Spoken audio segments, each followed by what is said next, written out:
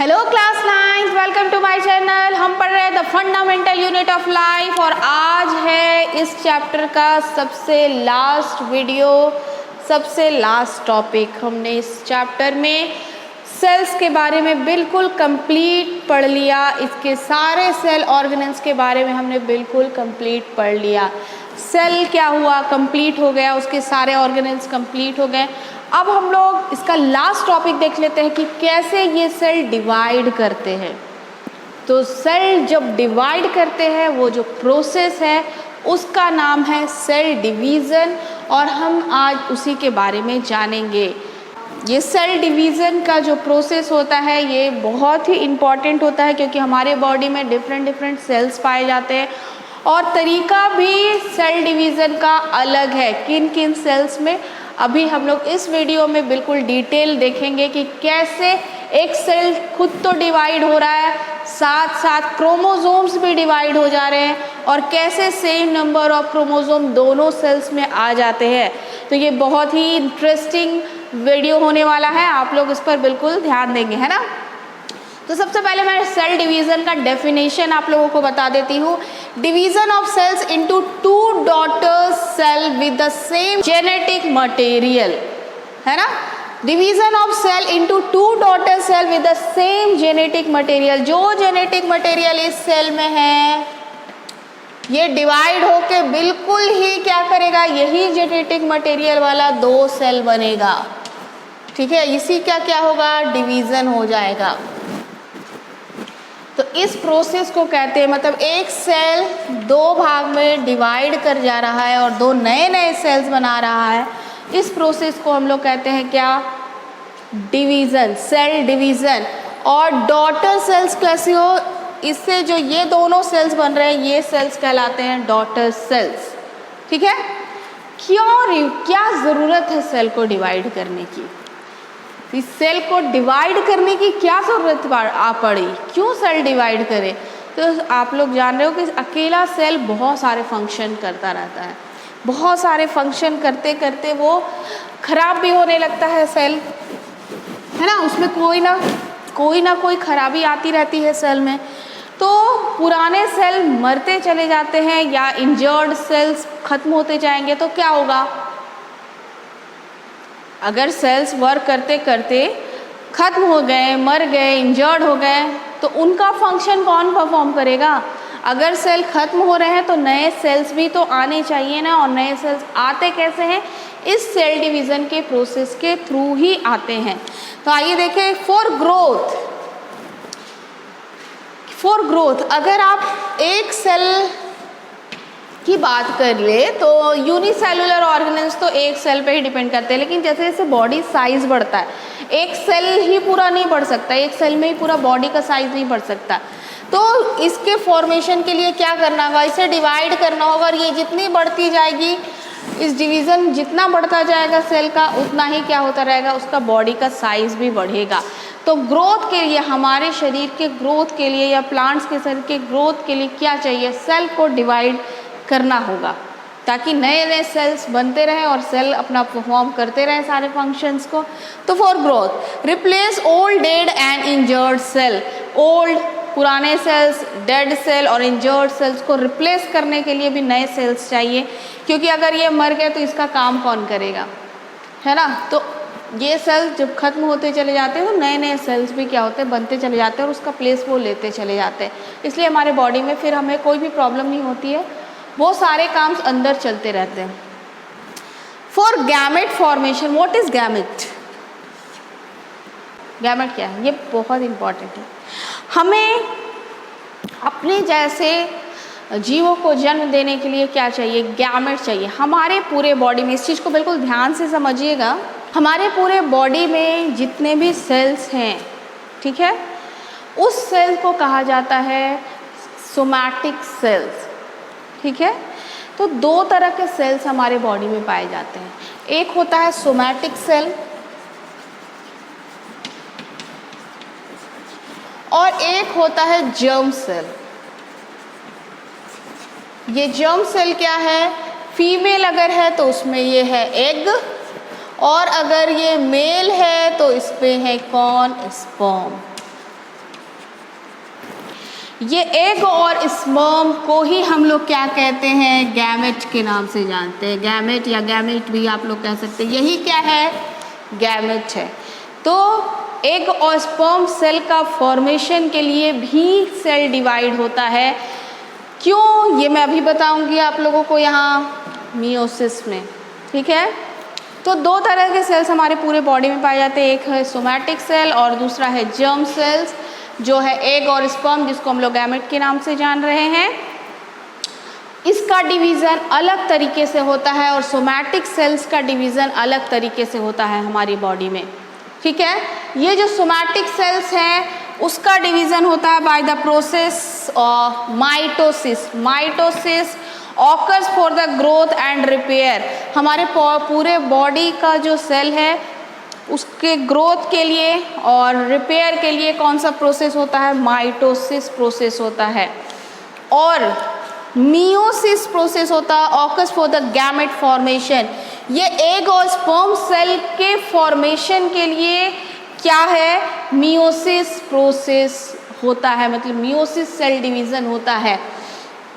अब ये होता क्या, और एग और स्पर्म सेल का क्यों ज़रूरी है फॉर्मेशन, भाई अपने आप को, अपने स्पीसीज़ को अगर इस पृथ्वी पर हमें कायम रखना है तो हमें रिप्रोडक्शन करना होगा और रिप्रोडक्शन के प्रोसेस के लिए एग और स्पर्म ज़रूरी है।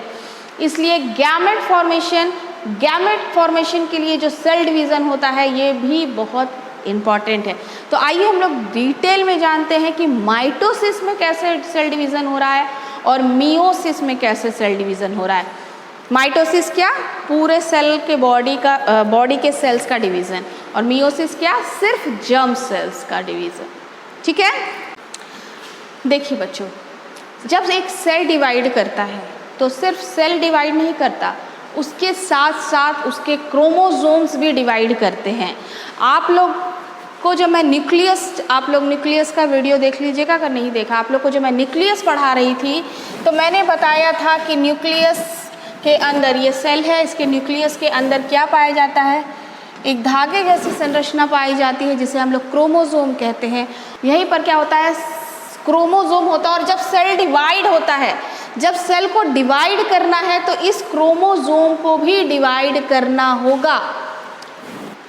तो ऐसे तो यहाँ थ्रेड लाइक स्ट्रक्चर होता है, और मैंने बताया था कि जब सेल डिवीज़न का टाइम आता है तो ये थ्रेड क्या होते हैं, सीधे सीधे हो जाते हैं, ठीक है। ये थ्रेड क्या होते हैं, सीधे सीधे हो जाते हैं।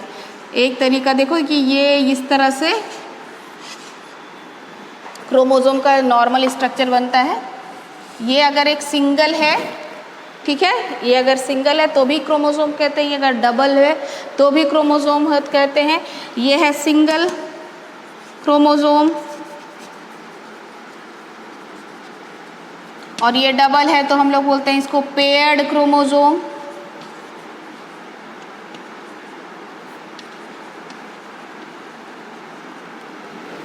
क्लियर। ये जब सिंगल है ये अपने जैसे ही एक और क्या करता है, क्रोमोसोम के साथ पेयर्ड हो जाता है, तब हम लोग इसको सिस्टर क्रोमैटिड भी कहते हैं। सिस्टर क्रोमैटिड, जब ये उलझा हुआ नहीं है तब ये क्या है, एक सीधा सीधा स्ट्रक्चर है, और अगर दो है तो इसको, ये जो इसका हुआ ये सिस्टर क्रोमैटिड हो गया, जैसा ये है वैसा ही ये बना, तो इसको हम लोग कहते हैं सिस्टर क्रोमैटिड। ये हो जाता है, ये कब होता है, सेल डिवीज़न के टाइम पर होता है। अब एक चीज़ों को मेरी समझ लो, जो माइटोसिस प्रोसेस है उसमें जब सेल डिवाइड करता है, ठीक है, यहाँ पर जो क्रोमोसोम है, अगर हम लोग ह्यूमन बीइंग की बात कर ले, तो ह्यूमन में 46 नंबर ऑफ क्रोमोसोम्स पाए जाते हैं, जिसमें 23 पेयर्स में होता है, एक्चुअली 22 पेयर्स में होते हैं, और 2 हो जाता है सेक्स क्रोमोसोम, ठीक है, 2 क्या हो जाता है, सेक्स क्रोमोसोम हो जाता है, ठीक है। तो इन सारे क्रोमोसोम को क्या करना है, डॉटर सेल्स में भी आना चाहिए, ठीक है। तो ये क्रोमोसोम यहाँ पर 46 है, और ये जब डिवाइड करती है तो ऐसा प्रोसेस है ये कि जब ये डबल डिवाइड कर रही है, क्रोमोसोम आपस में बट रहा है, इसमें भी 46 क्रोमोसोम आ जाता है और इसमें भी 46 क्रोमोसोम आ जाता है। तो अगर इस तरह का सेल डिवीज़न होता है तो हम लोग उसको कहते हैं माइटोसिस। ये होता है सोमैटिक सेल में। सोमैटिक सेल मैंने बताया कि जो पूरे बॉडी का सेल है उसको हम लोग सोमैटिक सेल कहते हैं, और जो जर्म सेल है उसको हम लोग गैमेट सेल बोल रहे हैं। अभी आप एक चीज़ को गौर करो, माइटोसिस सेल डिवीज़न में क्या हुआ, 46 क्रोमोसोम था आपस में, बटा जब सेल डॉटर सेल्स बने दोनों में ही 46 क्रोमोसोम आ जाते हैं। ये होता है माइटोसिस का सेल डिवीज़न। मगर अगर जर्म सेल्स जो हैं, एग और स्पर्म, अगर एक एग में भी 46 क्रोमोसोम हैं और एक स्पर्म में भी 46 क्रोमोसोम है, और इन दोनों की अगर मेटिंग होती है तो जो जाइगोट फॉर्मेशन होगा वो कितने क्रोमोसोम वाला हो जाएगा, 92। तो क्या 92 क्रोमोसोम वाले बच्चे ह्यूमन बीइंग होंगे या कोई और ही हो जाएगा। और इसी तरह से अगर जर्म सेल का फॉर्मेशन होता रहा तो एक दिन इस अर्थ पे सिर्फ क्रोमोसोम ही नज़र आएगा और कुछ नज़र नहीं आएगा। तो ये गड़बड़ी ना हो, ये गड़बड़ी नहीं हो, इसके लिए जर्म सेल का जो डिवीज़न होता है एक अलग तरीके से होता है। होता क्या है मियोसिस में, वो देखिए। मियोसिस में क्या होता है, माइटोसिस की तरह ही सेल डिवीज़न होता है, ठीक है। 46 क्रोमोसोम है, पहले ये माइटोसिस की तरह ही सेल डिवाइड करेगा। ये भी 46 और ये भी 46 क्रोमोसोम लिए हुए रहता है। लेकिन ये सिर्फ यहीं पर नहीं रुकता, इसका अगेन सेल डिवाइड करता है। ये फिर से डिवाइड करते हैं, इसके डॉटर क्रोमोसोम, इसकी डॉटर सेल्स जो होते हैं वो फिर से डिवाइड करते हैं, और इस बार जो संख्या होती है क्रोमोसोम की वो हो जाती है 23। ये भी हो जाता है 23।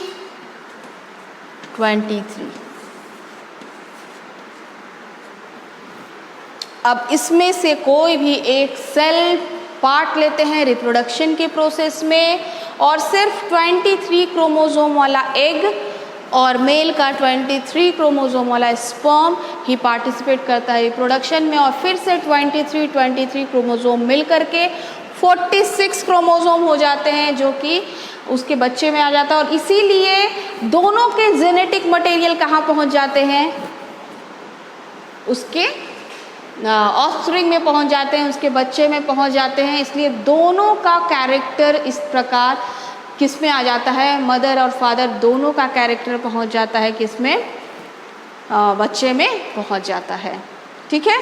तो ये प्रोसेस बहुत ज़रूरी है। ये प्रोसेस है मियोसिस, जो सिर्फ किस में होगा, गैमेट्स में होगा। जर्म सेल जिसको हम लोग बोल रहे हैं जो सिर्फ गैमेट्स में होता है। एग और स्पर्म सेल जो होते हैं बस उसमें ही मियोसिस प्रोसेस से डिवीज़न होती है, और बाकी जितने सेल हैं वो गैसोमैटिक सेल्स कहलाते हैं, और उसमें सेल डिवीज़न होता है माइटोसिस प्रोसेस से। क्लियर है। तो यहाँ जो 23 पेयर्स हुए हैं, 2 सेक्स क्रोमोसोम होता है, फिर भी यहाँ 23 पेयर्स ही हो जाते हैं। और 23 पेयर्स में जो आप लोगों को मालूम है कि 6 क्रोमोसोम फीमेल में है XX और मेल में है XY।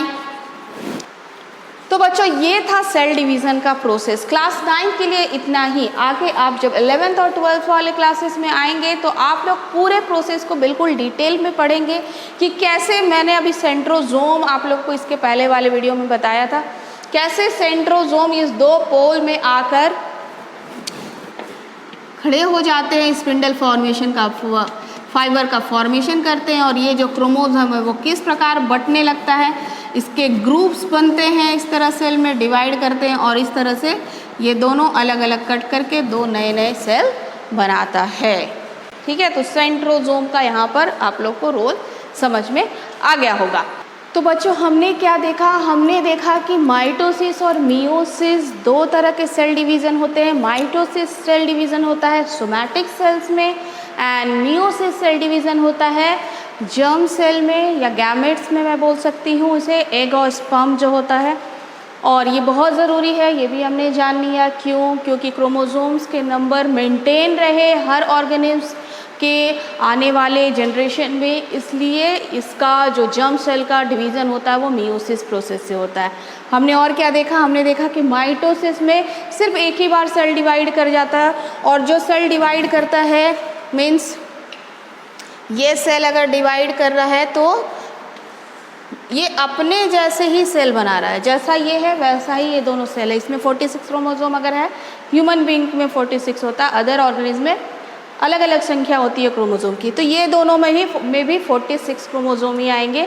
और मियोसिस में सेल डिवीज़न जो हो रहा है वो सिर्फ एक बार नहीं होके क्या हो रहा है, इसमें अगर 46 है तो इधर भी 46 होगा, इधर भी 46 होगा, ये तो हो गया बिल्कुल सेम। मगर ये यहीं नहीं रुकता, एक बार और 2 बार सेल डिवीज़न होती है, और तब इसमें 23 क्रोमोसोम्स क्या हो जाते हैं, आ जाते हैं,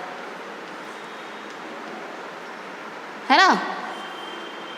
तो ये हमने देखा। तो अब हम लोग देख लेते हैं कि क्या बेसिक फंक्शन है। ऐसे मैंने डिस्कस कर चुकी हूँ, फिर भी हम लोग को उसको लिखना है। तो माइटोसिस में 1 सेल डिवीज़न ऑकर, सिर्फ एक ही बार सेल डिवाइड कर रहा है। बट मियोसिस में 2 सेल डिवीज़न ऑकर, से एक बार डिवाइड कर रहा है और फिर फर्दर वो सेकेंड बार डिवाइड कर रहा है। 2 daughter cells are formed, 2 daughter cells बन रहे हैं यहाँ पर। यहाँ कितने बन रहे हैं? 1 2 3 4 daughter cells are formed in a process of meiosis. Third है daughter cells are diploid.